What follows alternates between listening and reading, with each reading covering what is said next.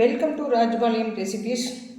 இன்றைக்கி நம்ம லஞ்சுக்கு என்ன பண்ணுறோன்னா, இது வந்து ஸ்நாக்ஸ் மாதிரியும் சாப்பிட்லாம். ஆனால் நான் இன்றைக்கி சாதத்துக்கு பண்ண போகிறேன். இந்த பேபிகார்ன் வச்சு ஒரு ஃப்ரையும் இல்லை, கிரேவியும் இல்லை, செமி சாலிடாக ஒன்று பண்ண போகிறோம். அது கொஞ்சம் வித்தியாசமாக ரொம்பவே நல்லாயிருக்கும். ரொம்ப ஈஸி தான், ஆனால் டேஸ்ட் அட்டகாசமாக இருக்கும். வாங்க அது எப்படி பண்ணுறதுன்னு பார்த்துலாம். இதெல்லாம் க்ளீன் பண்ணிவிட்டு எப்படி பண்ணுறதுன்னு பார்த்துடலாம். இப்போ இந்த மாதிரி ஒரு சின்ன தாளிப்பு இதில் மிளகு கொஞ்சம் ஜாஸ்தியாக போட்டுக்கோங்க. இன்னும் போடுங்க. மிளகு போட்டுட்டு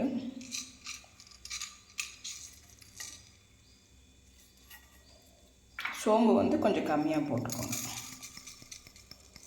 மிளகு ஒரு 2 ஸ்பூனுன்னா இது 1 ஸ்பூன் போடுங்க, அவ்வளோதான். இதை நம்ம ட்ரை ரோஸ்ட் பண்ணி நல்லா ஃபைன் பேஸ்ட்டாக அரைக்க வேண்டாம், ஒன்றும் பாதியமாக அரைச்சிட்டு வந்துடலாம். இப்போ ஸ்டவ் ஆன் பண்ணிக்கோங்க. ஆன் பண்ணிவிட்டு இந்த மாதிரி கடாயை வச்சுக்கோங்க. அடிகனமான கடாயாக இருந்தால் கொஞ்சம் நல்லாயிருக்கும். ஏன்னா அந்த தண்ணியெல்லாம் நல்லாவே நமக்கு அப்சர்வ் பண்ணி சூப்பராக வர்றதுக்காக தான் இந்த மாதிரி கடாயெல்லாம் நம்ம பண்ணுறோம். இந்த கடாய் நம்ம நல்லா இந்த மாதிரி பீசி வதக்கிறதுக்கு நல்லாயிருக்கும். அதனால தான் இந்த கடாயில் நான் இன்றைக்கி சூஸ் பண்ணியிருக்கேன். இதில் ஃபஸ்ட்டு என்ன போடணும்னா 2 ஏலக்காய் போடுங்க. பிரிஞ்சி இலையை இந்த மாதிரி போட்டுக்கோங்க. ஒரு 2 கிராம்பு, பட்டை ஒரு 2 துண்டு போட்டுக்கோங்க. ஏன்னா நம்ம சோம்பும் மிளகும் நல்லா ட்ரை ரோஸ்ட் பண்ணி இந்த மாதிரி கொஞ்சம் பரபரன்னு அடித்து வச்சுருக்கோம். இதுதான் இந்த டிஷ்ஷுக்குள்ளான மெயின் ஒரு வாசத்துக்காக பண்ணியிருக்கோம். நம்ம எல்லாருமே வேறு மாதிரி பண்ணுவாங்க, இது கொஞ்சம் டிஃப்ரெண்ட்டாக சூப்பராக இருக்கும். ரெஸ்டாரண்ட் சைடில் தான் நம்ம பண்ண போகிறோம். இந்த இதுலேயே நீங்கள் சிக்கன் மட்டன் சாப்பிட்றவங்க இதே மாதிரி பண்ணி பாருங்கள், ரொம்பவே சூப்பராக வரும். இப்போ நல்லா எண்ணெய் சூடாகி இதெல்லாம் ஃப்ரை ஆகுது. இந்த ஸ்டேஜில் நம்ம ஒரு 2 வெங்காயம் கட் பண்ணி வச்சுருக்கோம் பார்த்தீங்களா, அதை இந்த மாதிரி போட்டுக்கோங்க.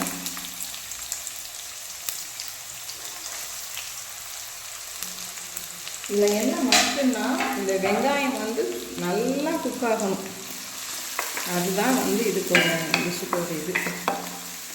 செய்கிறது கம்மி தான், ஆனால் டேஸ்ட்டு சூப்பராக இருக்கும். அந்த ஒரு பாக்கெட் தான் நான் போட்டிருக்கேன். நல்லா ஃப்ரை ஆகுங்க. நல்லா ப்ரௌன் வர வரைக்கும், நல்லா ப்ரௌன் ஆக வரைக்கும் இருந்ததுனால இதுக்குள்ள டேஸ்ட்டு உங்களுக்கு கிடைக்கும்.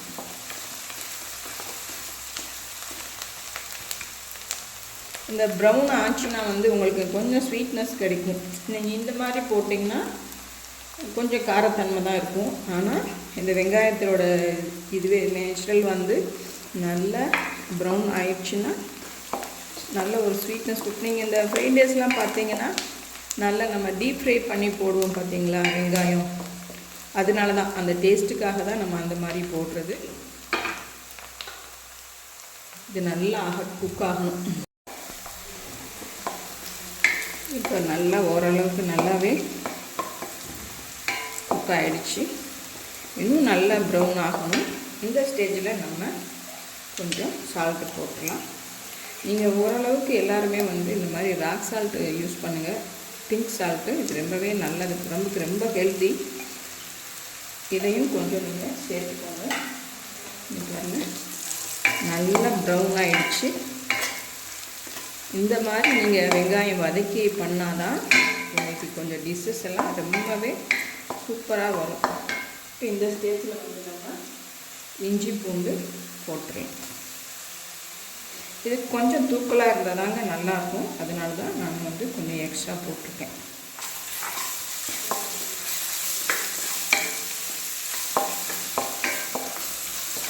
இப்போ பார்த்தீங்கன்னா எல்லாமே ஒட்டுதுன்னு நினைக்காதீங்க, தக்காளி போட்டால் அதெல்லாமே சரியாயிடும். இப்போ இந்த ஸ்டேஜில் நம்ம மசாலா எல்லாம் சேர்த்துடலாம். இந்த மாதிரி 1 ஸ்பூன் கொத்தமல்லி பவுடர், கோபுரம் மாதிரி போட்டுக்கோங்க.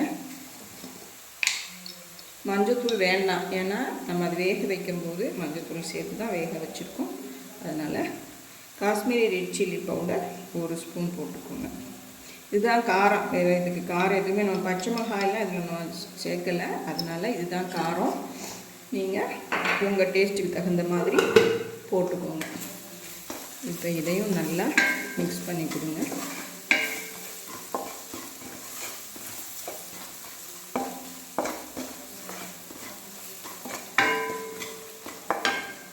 இப்போ வந்து இந்த தக்காளி 2 தக்காளியை வந்து நான் இந்த மாதிரி பியூரி பண்ணி வச்சுருக்கேன், அதை போட்டுருக்கேன்.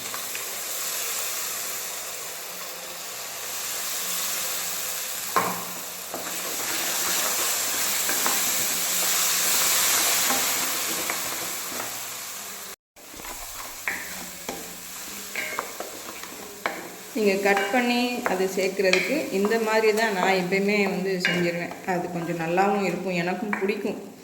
2 வகையில் பண்ணலாம் பியூரி வந்து. ஒன்று வேக வச்சு தோல் எடுத்து பண்ணுறது, இது வந்து பச்சையாக பண்ணிக்கிறது. இது எனக்கு ரொம்ப பிடிக்குங்க, சூப்பராக இருக்கும். டிஷ் வந்து ரொம்பவே நல்லாயிருக்கும். இந்த பச்சை வாசனை போகிற வரைக்கும் கொஞ்சம் வதங்கணும். இப்போ பச்சை வாசனை எல்லாம் போய் நம்ம ஊற்றிருக்க எண்ணெய் வந்து மேலே அப்படியே வருது பாருங்கள். இப்போ இந்த ஸ்டேஜில் வந்து நீங்கள் வேக வச்சுருக்க அந்த பேபிக்கான இப்படி போட்டு, இது வந்து ரொம்பையும் வேக வச்சிடாதீங்க, கொஞ்சம் கிறிஸ்பியாக இருந்தால் தான் கொஞ்சம் நல்லாயிருக்கும்.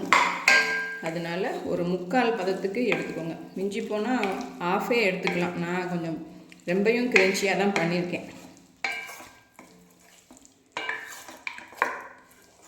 பாருங்கள் கலரே எவ்வளோ அழகாக இருக்குதுன்னு சொல்லிட்டு. இப்போ இந்த ஸ்டேஜில் நம்ம என்ன பண்ணணும்னா, நம்ம பொடி பண்ணி வச்சுருக்கோம் பார்த்தீங்களா, மிளகும் சோம்பும் நல்லா வந்து ட்ரை ரோஸ்ட் பண்ணிவிட்டு, எண்ணெய் ஊற்ற தேவையில்லை, ட்ரை ரோஸ்ட் பண்ணிவிட்டு இந்த மாதிரி பொடிச்சு வச்சுக்கோங்க. இதை நல்லா தாராளமாக நீங்கள் போடலாம். இதுதான் வந்து இதுக்கு டேஸ்ட்டே கொடுக்குறதுக்கு இந்த மாதிரி போட்டுக்கோங்க. போட்டுட்டு ஃபுல்லாக கைப்பிடி ஃபுல்லாக வந்து கொத்தமல்லி போடுங்க. அவ்வளோதாங்க.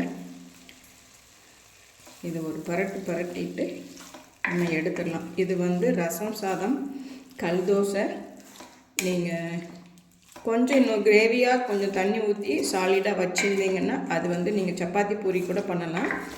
நான் இன்றைக்கி சாதத்தினால இந்த மாதிரி ட்ரையாக தான் பண்ணுறேன்.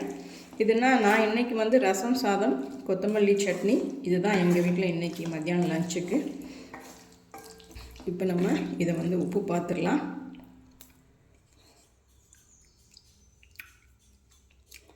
ரொம்பவே சூப்பராக இருக்குது. ஆனால் கொஞ்சம் உப்பு பத்தலைங்க, உப்பு போட்டுக்கலாம். லைட்டாக உப்பு போடலாம்.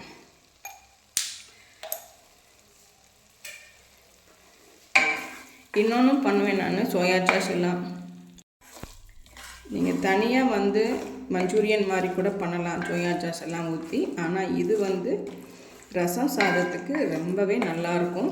அதனால தான் இன்றைக்கி நம்ம இப்படி பண்ணுறோம். அவ்வளோதாங்க. சூப்பராக எவ்வளோ சீக்கிரமாக நம்ம பண்ணிட்டோம் பாருங்கள். எல்லாம் ரெடி பண்ணி வச்சிங்கன்னா ஒரு 20 மினிட்ஸில் நீங்கள் பண்ணிடலாம். அவ்வளோதாங்க.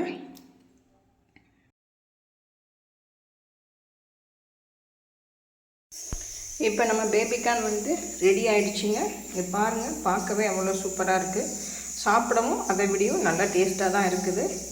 நம்மளோட சேனலில் எப்போயுமே வந்து குட்டி குட்டியாக தான், ரொம்பவே கம்மியாக தான் பண்ணுவோம். ஆனால் நல்லா டேஸ்ட்டாக இருக்கும். நீங்கள் செஞ்சு பார்த்தீங்கன்னா தெரியும். பார்த்ததோடு நிற்காமல் நீங்களும் சிரமம் பார்க்காம செஞ்சு பாருங்கள். செஞ்சு பார்த்தா தான் நாம் எப்படி பண்ணணும், கொஞ்சம் வித்தியாசமாக இருக்கும். ஒவ்வொருத்தங்களும் ஒரு மாதிரி பண்ணுவாங்க, நம்ம கொஞ்சம் வித்தியாசமாக பண்ணியிருக்கோம்.